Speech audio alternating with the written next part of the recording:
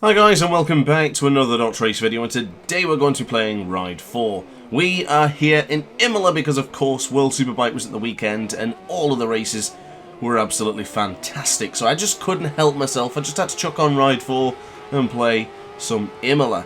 But in this video I've noticed that Imola is incredibly bumpy. It feels strange, it feels very, very unique and very different. Now of course I have played Imola a lot in the past, done some time trials here and even raced many times online, but my goodness, I do remember this being bumpy, but not this bumpy. It feels like the entire bike is just bouncing around the track. Is that just me, or is it the bike you choose? No doubt someone's going to tell me it's the setup that I'm running, which is of course is the default. I'm not entirely sure, but all I know is that it's just good to be here in Imola. Now I wanted to use the Honda because I used the Yamaha last time, and I didn't really fancy using the Ducati, so I chose the Honda, why not? And of course using the 2023 World Superbike livery on the Honda as well.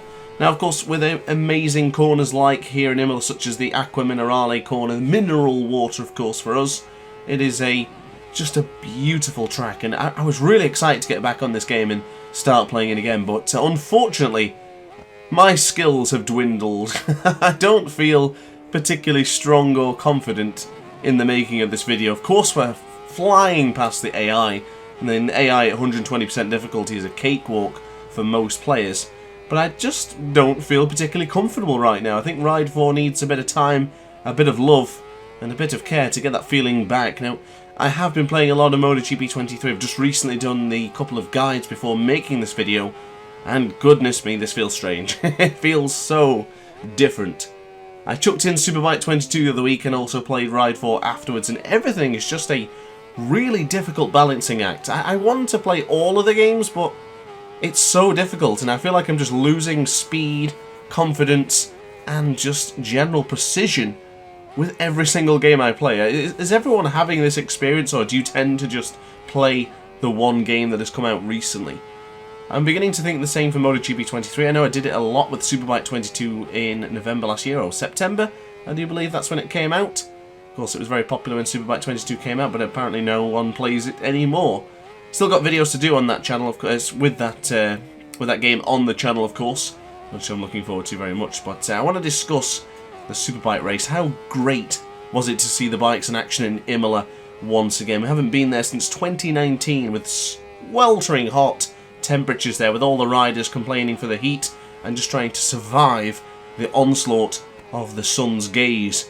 Now, of course, it was a good race, as mentioned, and of course it was made even better, sorry to say, to Alvaro Bautista fans, but it was made even better after he crashed out, because we had a proper fight on our hands towards the last stage of the Grand Prix. It was just great.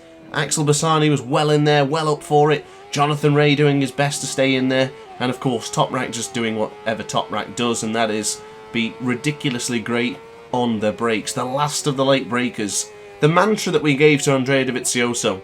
He was always the last of the late breakers. But Top Rack is later than the last of the late breakers. So he is the final boss when it comes to late braking. And my goodness, it just made me yearn for a Superbike 23 game. Something with Superbike 23 or 24, anything in the future. I just really hope. Playing in Imola with the new circuits, with the new bikes, I want it so much. And of course it also prompted me to think about how great Ride 5 will be when we get the new BMW M1000 RR. Of course, Ride 5 hyping up. It'll not be that long away now. What's a month? A couple of months now to the day. So it's not too far away, is it? Or maybe 1 month and a couple of days? I can't even remember. And all I know is that I'm going to be extremely busy and I'm very excited. So, of course, if you want to see more Ride 4 content on the rise up to Ride 4, then let me know in the comments section down below. I do have to do some video suggestions recently. One in the Northwest 200, I think one was in the South 100 as well.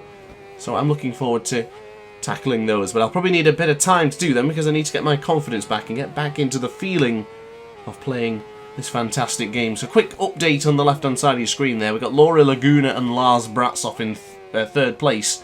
Podium's looking quite interesting. A Brit, a Spaniard and a German all in the top three, as we're going to go quite late on the brakes here into the Variante Alta chicane. So very strong out of Agostini, and we'll now bring on the power, Grassini, isn't it, for that chicane. So now onto the right hand side. I always use this shadow here as a braking point.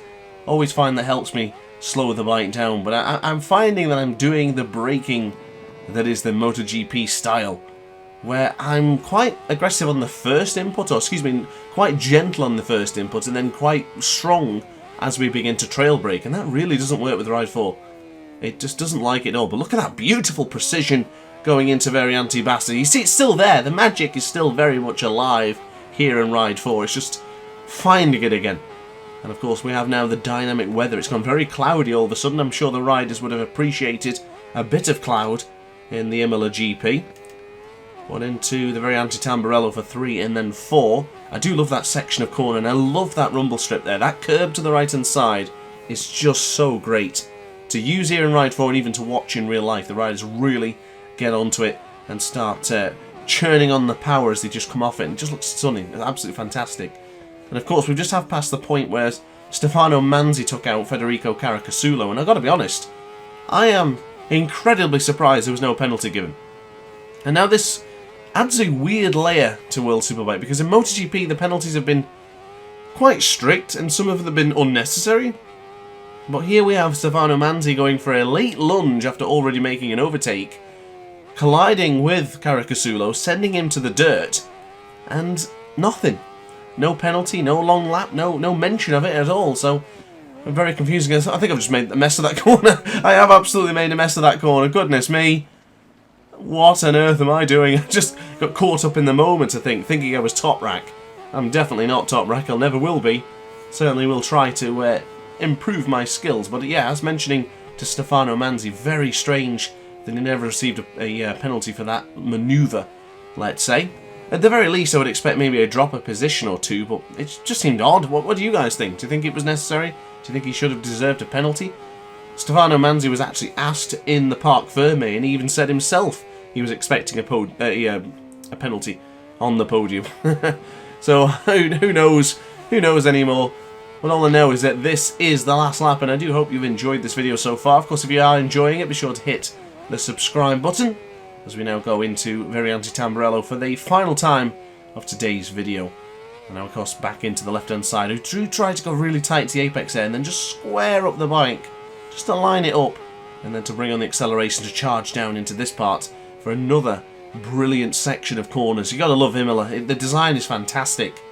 You know, if you're going to pick Italian tracks in Ride 4, I'd have to go Imola first, Mugello, and then Monza. And I don't believe there is any more Italian tracks. Now, I'm probably going to regret saying that, but I don't think there's any more on Ride 4. I'm sure I'll find out in the comments section down below. But now into the left for Piratella. Of course, we've seen a wonderful overtake there. We've actually seen quite a few. I think Jonathan Rea launched up on the inside of a few rides. And, of course, Top Rack was on fire against Bautista. And even, was it up on the inside of Axel Bassani? Of course, Axel Bassani and Top Rack also had exchange going into Rivazza 1. Which, of course, was also just stunning. It was so great. Honestly, I'm buzzing. I absolutely loved the World Superbike race at the weekend. It was just fantastic. And man, as I say, I really want to play Superbike 23. It was a real toss-up to play Superbike 22 for this video using Top Rack or using anyone really.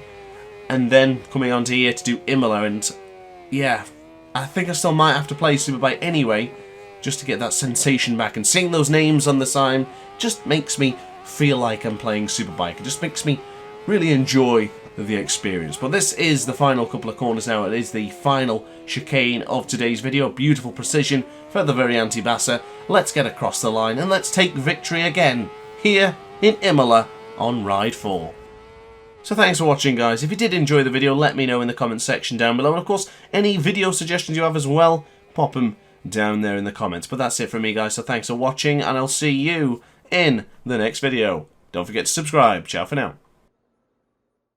Oh hi! Didn't quite see you there. Good to see you're still here. If this video didn't quite set your appetite, then why not watch some more DrAce content by clicking the video shown on screen now. Furthermore, if you would like to follow me on social media, you can do so now with the links down in the description. Consider subscribing so you don't miss a single DrAce video.